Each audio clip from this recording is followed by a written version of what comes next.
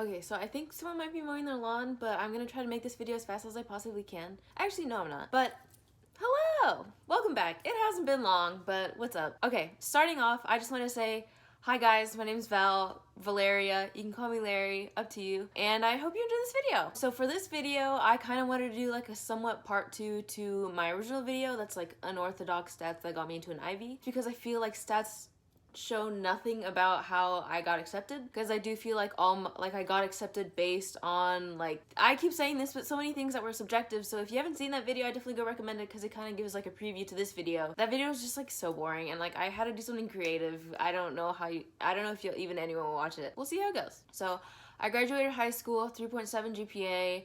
I did 13 AP classes. Oh, and I did a ton of leadership positions. Again, all that boring stuff is in the previous video.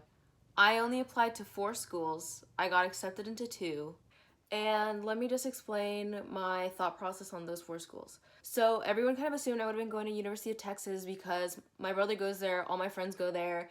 I didn't have a ton of friends my senior year of high school, and so I would go to Austin like almost every weekend, like very, very often.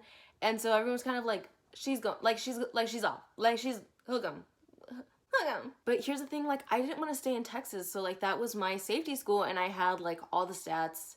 I was top 5%, which, girl, let me tell you something. I didn't include this in the last video, I forgot. But I was top 5% of my class for all of high school, and then the pandemic hit, and so then like I dropped into the top 6%, which is top 10. Oh my god, I was literally heartbroken, like I wanted to die. Dramatic, gone. So, oh my god, okay, so if you see this, it says chin up, tits out.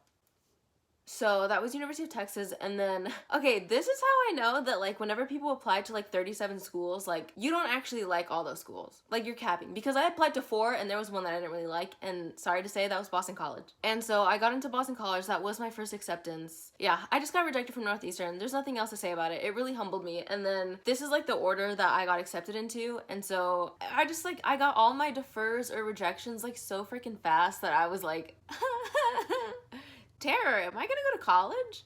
So luckily Dartmouth pulled through, and so like maybe if the other schools had had an interview, then they would have, like, I don't know, accepted me. But yeah, I thought I didn't stand a chance in going to Dartmouth because Northeastern had already like rejected me like flat out, and I was like, great, community college it is. So the first thing I kind of want to just get out of the way is my audition. I did an audition for Dartmouth, which is kind of like a portfolio, and obviously I was going in to be a music major. So I submitted my portfolio that had 3 songs in it. I did Memory from Cats, from the musical Cats. I did River by Joni Mitchell, and then I did an original song that I submitted. And that was just kind of my audition, so I guess they liked it. So second, one of the biggest things that I feel kind of got me in was my essay. So my essay, I'm gonna have it linked below, and it kind of talks surrounding like how I had to be mature for my age, and now I'm kind of like going through my childhood in my adulthood?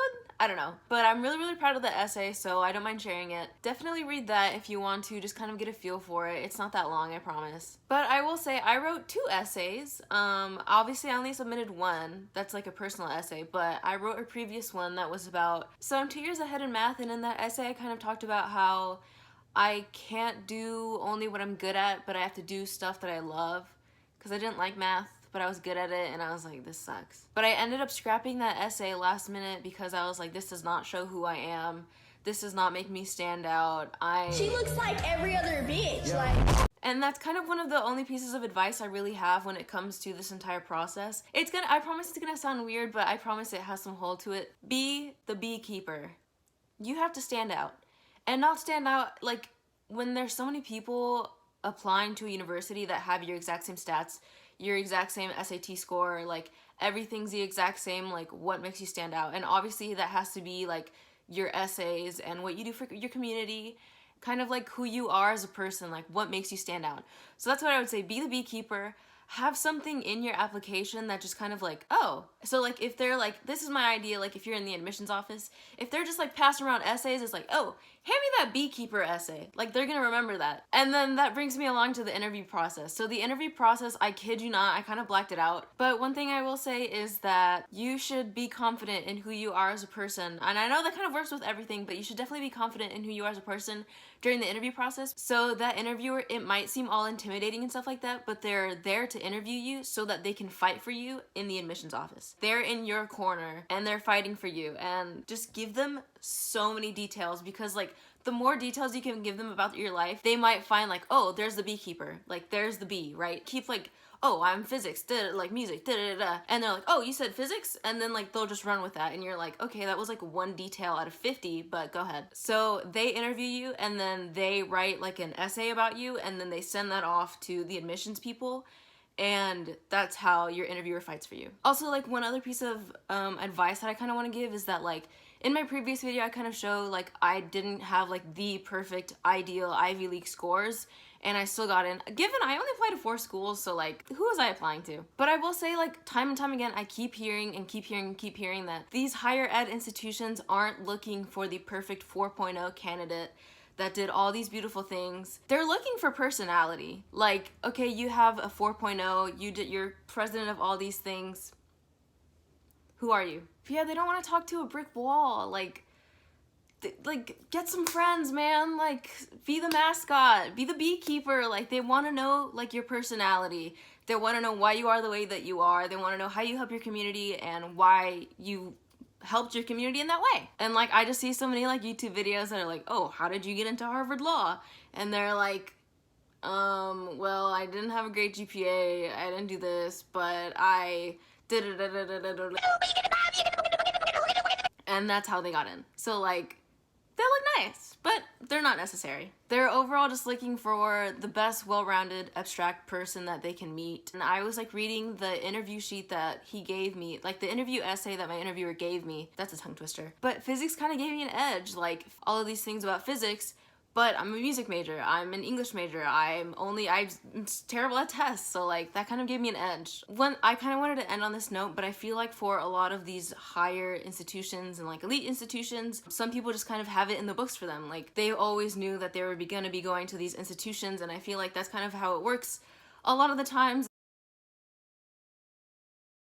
I'm editing this, right? And I'm looking at like future like baby onesies or whatever, and do you think there's a Dartmouth one that's just like future keggy? Oh my god, I saw like the 25s getting accepted, and they were like, there was like a few people on Twitter that were like, oh my god, I got rejected from Harvard, Yale, and Princeton. I guess there's always Dartmouth. Like, whatever, I guess I'll just go. And I was like, so don't compare yourself to any of the other applicants. I hope these videos like help you in your journey, and this is how I got in. Hopefully you can get in on your own terms. But yeah, I hope this video helped y'all, and it is kind of like part 2 to my previous video, because that video was literally so boring, but I kind of want to do this video because this video is a lot more creative and a lot more subjective, and I feel like this is a lot better advice other than being like, these are my stats. Hopefully there's like one thing in this video that you can take away from. Thank you so much for watching. Do follow my social media. I'm active on literally everything. So, well, except Facebook. I do not have Facebook. Very, very active on TikTok and Instagram, so I would recommend following those. And that's it. I really hope y'all enjoy the video. Have a good day.